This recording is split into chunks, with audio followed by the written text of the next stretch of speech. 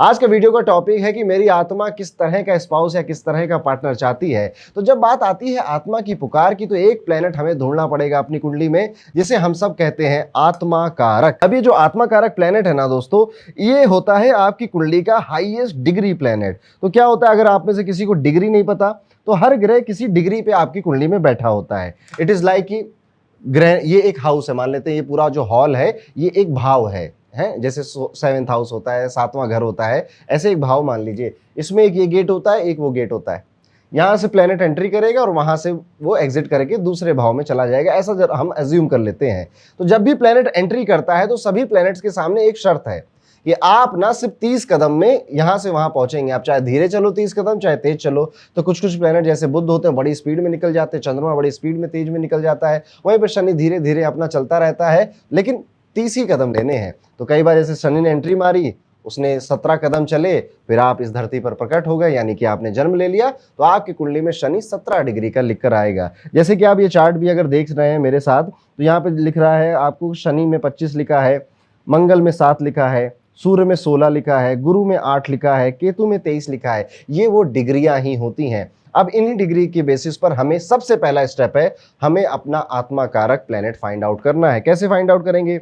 देखिए, आत्मा कारक प्लेनेट फाइंड आउट करने के लिए राहु केतु को पहले लाइन से हटा दो, क्योंकि ये शैडो प्लैनेट्स हैं। इनका वास्तविक में सोलर सिस्टम में कोई रूप नहीं होता। इसलिए कई सारी किताबों में या कई सारे स्कॉलर्स ने कहा कि आप इनको डिग्री से हटा दीजिए। कुछ किताबों में वैसे लिखा भी होता है कि राहु को इंक्लूड कर सकते हो, बस आप 30 से उसकी डिग्री माइनस कर दो। लेकिन आज की वीडियो में आप सिर्फ 7 जो हमारे प्लेनेट है उनको ही लेकर चलिए, और इसी से आप सबसे ज्यादा रिलेट भी करेंगे। तो यहाँ पे सूर्य बचा, चंद्रमा बचा, मंगल बचा, बुध, गुरु, शुक्र और शनि बच गए। ये 7 प्लैनेट्स, इन 7 सेलेस्टियल बॉडी में ही कोई आपका आत्मा कारक होने वाला है। कैसे पता चलेगा? The planet which have highest degree, सबसे ज्यादा डिग्री जिसकी है वो है आपका आत्मा कारक। तो जैसे अगर मैं यहाँ देखूं तो 16, 28, 6, 21, ये देखिए 28 में मैं कंफ्यूज हो जाऊंगा। ये भी 28 डिग्री, ये भी 28 डिग्री। देखिए, डिग्री 0 से 30 के बीच में होगी, तो 30 से ज्यादा कभी किसी की डिग्री किसी प्लेनेट की आपको नहीं मिलेगी। अब जैसे 28 मिल गई, यहाँ पे आप कंफ्यूज हो सकते हैं।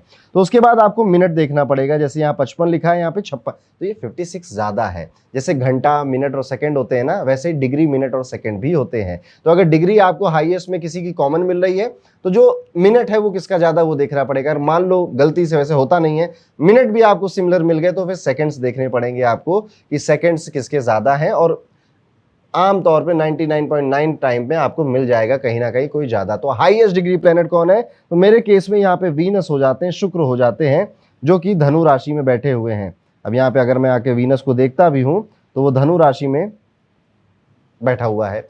अब आप चाहो तो आप डायरेक्टली उसे हॉरोस्कोप में भी देख सकते हो, पर कई बार सॉफ्टवेयर्स में राउंड ऑफ करने में यहाँ पे 1 डिग्री आगे पीछे हो जाता है। इसलिए ऐसी कोई टेबल अगर आपको मिले, जो कि अमूमन सभी सॉफ्टवेयर्स में मिल जाती है, वहां से भी आप इसको फाइंड आउट कर सकते हो। तो भैया आधी जर्नी आपकी पूरी हो गई कि आपको पता चल गया कि आपका आत्मा कारक कौन है। अब आत्मा कारक का थोड़ा मतलब भी समझ लीजिए। लेकिन आज का वीडियो प्यार मोहब्बत के मामले का है, इसलिए आत्मा कारक को हम देखेंगे कहां पर। पहले तो प्लेनेट फाइंड आउट कर लिया। आप चाहे तो कॉमेंट करिए कि आपका आत्मा कारक प्लेनेट कौन सा है।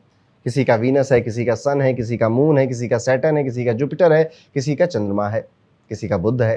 तो इन 7 सेलेस्टियल बॉडीज में ही आपका कोई आत्मा कारक होगा। अब इस आत्मा कारक को नवमांश कुंडली में देखिए। एक कुंडली और होती है जिसे नवमांश कुंडली कहते हैं।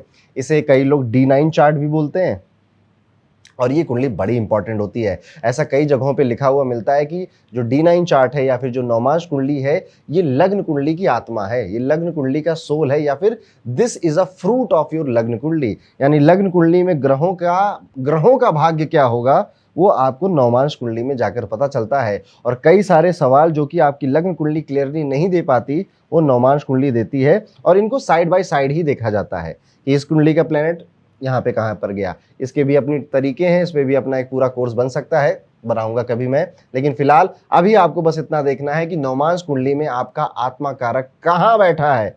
जैसे मैंने आत्मा कारक फाइंड आउट किया था वीनस, अब मुझे इस कुंडली में वीनस फाइंड आउट करना है। तो ये रहा वीनस, ये रहा शुक्र, मिल गया। अब आपकी 75% जर्नी पूरी हो गई। अब एक लास्ट स्टेप आपको और करना है कि अपने आत्मा कारक प्लेनेट में नवमांश कुंडली में उससे 7वां घर गिनना है आपको। तो जैसे यहाँ पे मेरा आत्मा कारक प्लेनेट बैठा था नवमांश कुंडली में, अब मैं यहाँ से 7वां प्लेनेट 7वां हाउस काउंट करूंगा। तो एक तो यही हो जाएगा, जहाँ पे प्लेनेट बैठा वहीं से गिनती शुरू होगी। 1 2 3 4 5 6 7। तो ये हो गया 7वां हाउस। अब 7वें हाउस में जो भी प्लेनेट बैठा है, जो भी राशि बैठी है, या जितने भी प्लेनेट बैठे हैं, ये सब आपके जो स्पाउस में नेचर है उसको रिप्रेजेंट करते हैं। जी हाँ, मजा आया। अब इसको एक एक करके आपको समझना पड़ेगा। एक बार इसको रिकैप कर देता हूं कि आपने सबसे पहले 7 सेलेस्टियल बॉडीज में हाईएस्ट डिग्री का प्लेनेट फाइंड किया, कहां पर? लगन कुंडली में। फिर उसको लेकर गए, आप देखा कि ये नवमांश कुंडली में कहां बैठा था।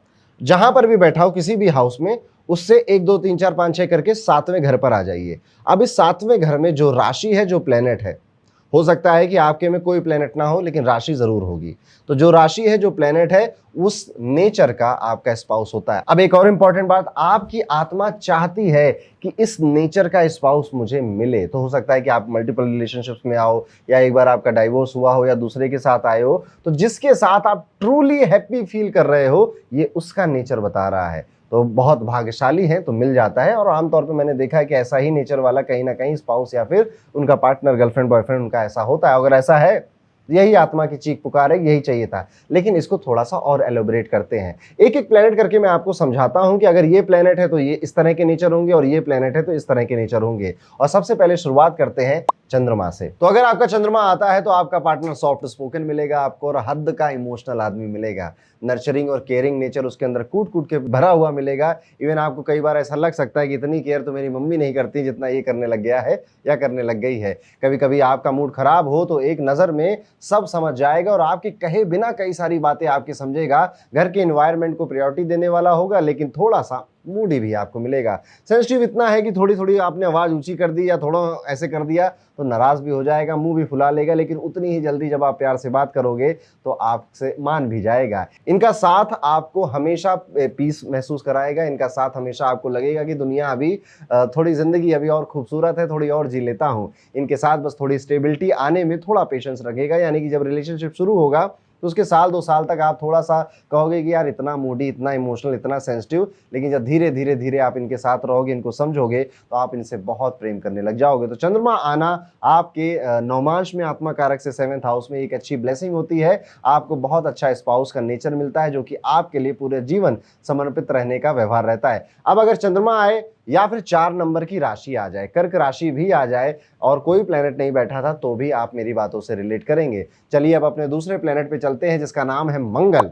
अगर आपके आत्मा कारक से नवमांश कुंडली में 7th हाउस पर मार्स आ रहा है, तो आपको एक एक्शन ओरिएंटेड पार्टनर की तलाश है, या आपकी आत्मा है कि यार एक ऐसा पार्टनर मिले जो थोड़ा पैशनेट हो, थोड़ा एनर्जेटिक हो, थोड़ा, अगर फीमेल्स हैं तो वो मस्कुलिन पार्टनर की तरफ अट्रैक्ट होंगी कि बॉडी वॉडी अच्छी है, थोड़े से तंदुरुस्त दिखाई देता है, एंड एनर्जी। यस, इनको लेजी या लुल्ल पुल्ल आदमी नहीं चलेगा। दे वांट कि उनका पार्टनर एनर्जेटिक रहे, कई सारे काम करे, और आलसी बिल्कुल भी ना हो। और ऐसा ही पार्टनर आप अट्रैक्ट भी करते हो। और यहीं पे आपका जो स्पाउस है या जो आपका पार्टनर है, वो काफी डायरेक्ट बोलने वाला भी होता है। जो उसको पसंद नहीं आएगा, जो फील कर रहा होगा, एकदम सीधा सपाट, जैसे मंगल का नेचर है, एकदम स्ट्रेट फॉरवर्ड नेचर वाला होगा। और प्रोटेक्शन के मामले में वो कुछ भी करेगा, पर आपको जरूर प्रोटेक्ट रखेगा। प्रोटेक्शन का हाई सेंस होता है इन लोगों के अंदर, और किसी ने कुछ कह दिया आपको तो सबसे पहले यही खड़े होंगे आपके लिए लड़ने के लिए। लेकिन हाँ, थोड़े से इंपल्सिव भी हैं, थोड़े से एग्रेसिव भी हैं, और गुस्सा भी थोड़ा सा तेज है। लड़ाई भी उतनी जल्दी कर लेते हैं जितनी जल्दी इनको प्यार आता है। इनका प्यार पॉजिटिव नेचर वाला थोड़ा सा होता है। तुम मेरी हो टाइप के लोग नहीं होते। ये मंगल है तो इस तरह का व्यक्ति आपको मिलने वाला है, या इस तरह की आपकी आत्मा की पुकार है कि मुझे ऐसा ही कोई चाहिए जो मेरे लिए पॉजिटिव हो, मेरे लिए प्रोटेक्टिव हो, एक्शन ओरिएंटेड हो। इंपल्सिव और थोड़ा गुस्से वाला होगा तो चलो बैलेंस कर लिया जाएगा थोड़ा धीरे धीरे उससे बात करके। अब अगर आपको मंगल की राशि ही मिल रही है, सिर्फ मान लीजिए मंगल नहीं है लेकिन 1 नंबर की राशि थी 7th हाउस पर, तो यहां पर आप तब भी मेरी बात से रिलेट करेंगे। अगर 8 नंबर की राशि है तो थोड़ा सा मिस्टीरियस होगा पार्टनर, या फिर उसका जो पास्ट रहा है उसमें उसने कई सारे कर्म कांड किए हैं जो कि शायद उसने बताए होंगे आपको या नहीं भी बताए होंगे, बट वो अपनी बहुत सारी बातें एकदम से रिवील नहीं करता। कुछ कुछ बातें सीक्रेटिव लगता है। और आपको भी कई बार रिलेशनशिप में रहकर या मैरिज में रहकर ऐसा फील होगा कि यार ये पता नहीं क्यों ऐसा कर रहा है, इतना वियर्ड एक्ट करने लगता है कभी कभी, आम दिनों तो नॉर्मल ही रहता है। तो इस तरह से अगर वृश्चिक राशि वहां पर मिल जाएगी।